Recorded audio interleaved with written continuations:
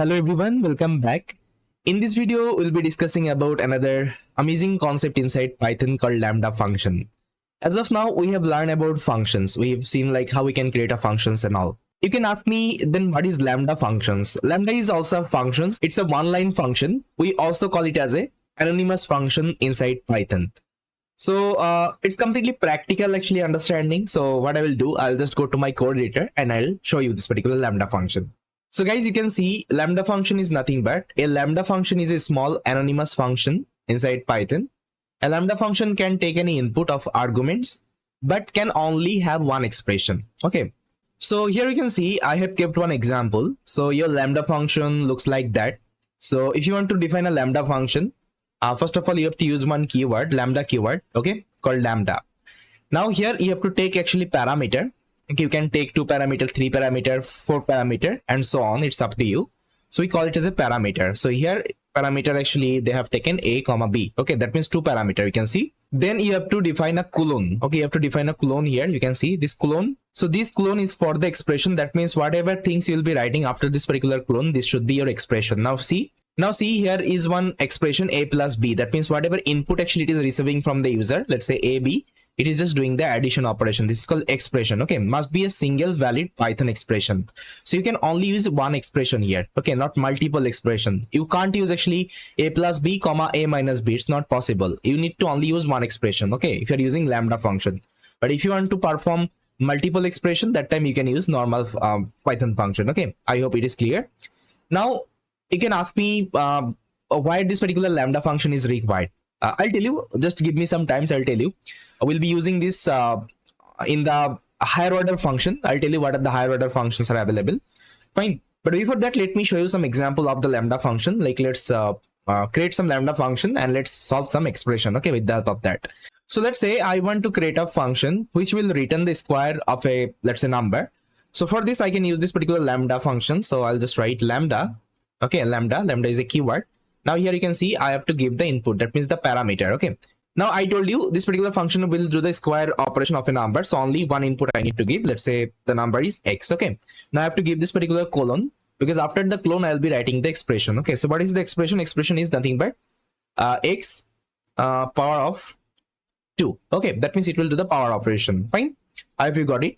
Now if I execute the program, see what will happen. If I execute the program, see it will give you one function object. Okay, it will give you one function object and the function object is nothing but it's a Lambda function object. So Lambda doesn't return anything. Always try to remember Lambda doesn't return anything. Instead, it returns the function itself. Okay, it returns the function itself. But previously, whenever I was using the like simple function, it used to return something. Okay, it used to return something. I think we remember there. Now, what I need to do, I can store in a variable. Let's say I can store in a, let's say, variable called a. Now, if I print the a, you will see that I'm getting a function again. Now, what I can do, I can use this particular object to give my input. Okay, so how I can give the input? I'll give the parenthesis and inside that I'll give this particular input, which is nothing but x. Okay, now let's say x is equal to, I'll give 4. Now, if I execute the program, it will return me 16. Okay, so it is the Lambda function expression. Now see, I solved this particular question. Only just one line of code. Okay, only just one line of function, which is nothing but Lambda function. Previously, I also showed you this particular code, how we can create this function with the help of normal function. So they're actually used to write multiple line of code, right? But now with the help of one line of code, one line of function, you can create this particular, let's say, statement. Okay, this is the power of Lambda function. Let's do another problem. So what I will do, I'll copy this particular function as it is. Now, I will receive actually two numbers. Let's say x and y. And I'll just do the addition operation. Okay, x plus y. Now see, if you only pass one number, it will throw you error. Okay, it will throw you error. It will tell you Lambda function missing one required positional argument y. So you also need to give the y input. So let's say y is equal to 6. Now if I execute the program, it will return me 10. That's how actually you can create a Lambda function. And here is the expression I have given you. Okay, how to create it and all. Now let's try to see the difference between Lambda function and normal function. You can see here are some main difference actually I kept. So Lambda function has no name. You can see there is no name of this particular Lambda function. Okay, you don't need to define any kinds of name if you're using Lambda function, but if you're using normal function, there you have to define a name. Okay, I think remember Lambda has no return value. I told you it doesn't return any kinds of value. Instead, it will return the function itself. Okay, it will return the function itself. Lambda is written in one line. You can see we have written this particular function in just only one line and not reusable. Okay, that means you can't reuse this particular function. It's not possible. But you can reuse the Python normal function. Then why use Lambda function? Okay, you can ask me why to use this particular Lambda function, because there would be some situation you will be working with higher order function. Okay, higher order function in your project. What is higher order function? I'll tell you. Higher order function means, see, you can also call it as HOF, that means higher order function. So with the help of higher order function, you can use this particular Lambda function. Okay, before showing you this higher order function, let me show you some more example you can solve with the help of Lambda function. So here is one example, guys. You can see here you have to check a string has a character or not. Okay, now you can see I have written a Lambda function. So user is giving a string and I'm checking a in s. That means I'm using the membership operator. So if a is there inside this particular string, it will return true. Otherwise, it will return false. If it executes, it will return false because a is not there inside hello. Now if I give e, it is present, it will give me true.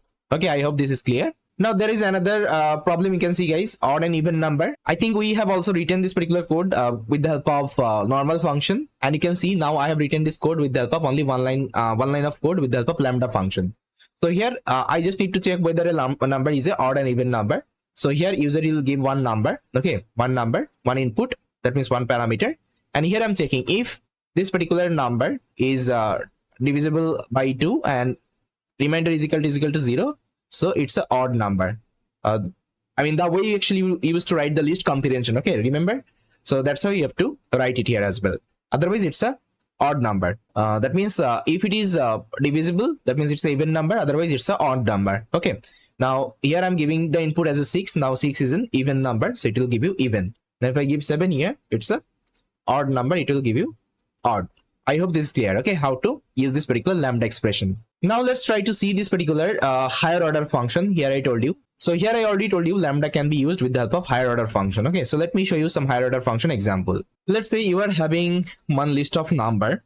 So let me just take a list, and here I will have some number. Let's say 1, 2. Let's say I'm having some list of the number. Now what I want to do, I want to perform square operation. Okay, on top of all the items here. Now for this, I'm going to create a function. Let's say function name is square. So it will take one input, one parameter called x, and whatever actually x is receiving, it will do the square operation. Fine. So this is my function, and to pass this particular list in this particular, let's say, square function, I will create another function here, and I'm going to name it as transform. Okay, transform. So this function will actually receive one function. Now see, the function actually I'm going to create this particular transform. So this is going to be a higher order function. This is going to be a higher order function. Now, how you can identify whether this particular function is a higher order function or not? See, if any function takes input another function, this is called actually higher order function. Or else, if any function returns any kinds of function object, okay, that means it returns any kinds of function, again it's an higher order function. I think I showed you, right? We can also take as an argument. Okay, we can take a function as an argument in another function. I think I showed you, right? Whenever I was talking this particular functions is a first class citizens. Okay, this particular video I was discussing this part. I think you remember. Even we can also return a function inside a function. It is possible, right? So whenever you see these kinds of condition, if any function takes input any kinds of function, it's an higher order function. Or whenever it is returning any kinds of function, okay, it is also a higher order function. So here this transform function I will be creating as a higher order function. That means this particular function will take an input, and which is nothing but a function. Okay, so it will take an input which is nothing but a function. I'll just name it as f, and it will also take this particular input as l. That means this particular list.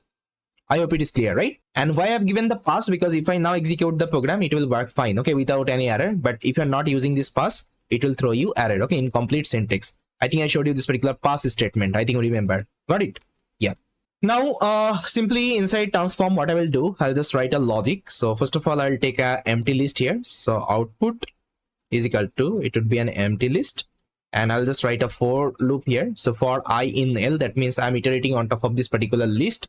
And whatever value actually I'll be getting, I'll just do the output dot append. Okay, output dot append, and I will pass this particular value in. I will pass this particular item inside this particular function. Okay, that means I. So what will happen? Whatever value actually I'm iterating, okay, from this particular list, let's say one will go inside this particular function. Let's say inside this particular square function, it will perform the square operation and it will append inside this particular empty list. Again, two will go inside this particular square function. It will do the square operation and it will append inside this particular output. That's how I need to perform for all the value. Okay, so once it is done, so I'll just simply print the output. Fine. Now if I execute the program, it will work fine. Now what I will do, I'll call this particular transform, and this particular transform will take two input. One is the function.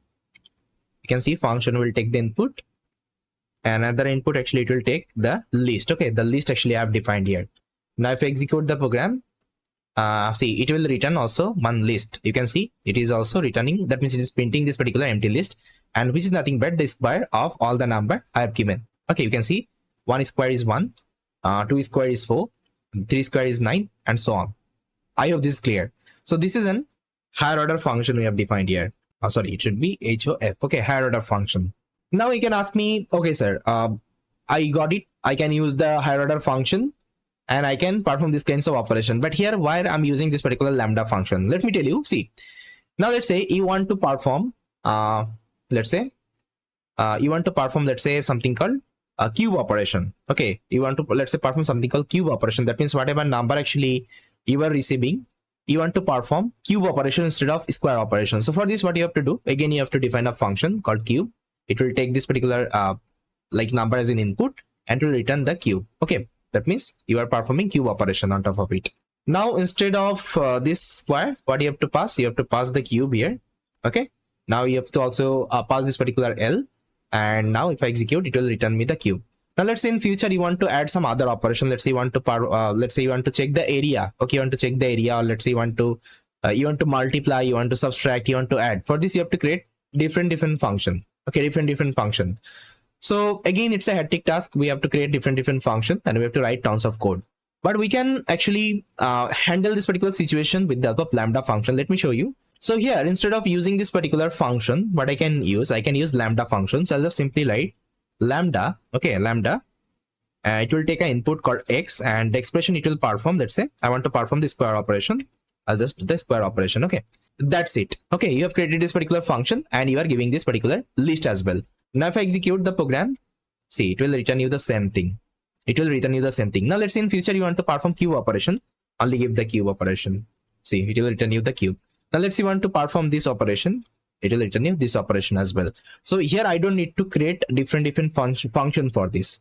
I can use a lambda function, okay, and I can do this particular statement in very easily. Okay, because it's a higher order function. It takes a function as an input, and lambda is a function. That's why I can pass this particular function here. It's possible, right?